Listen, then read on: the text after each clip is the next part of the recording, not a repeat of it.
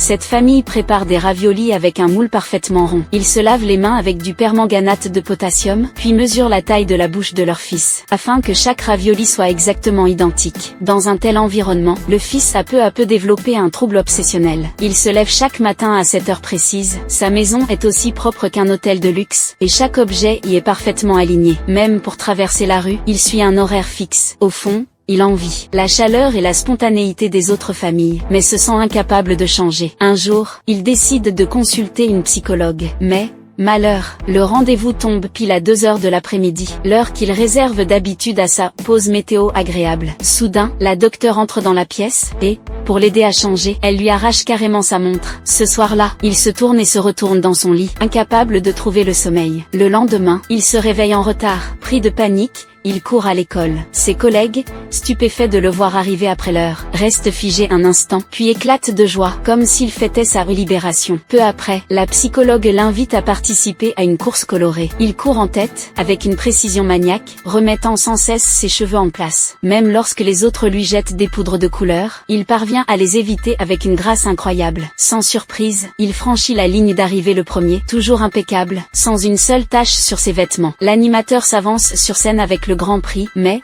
au moment de le lui remettre, il pousse un cri et s'enfuit en courant. Le prix tant attendu n'était autre qu'un énorme seau de poudre multicolore.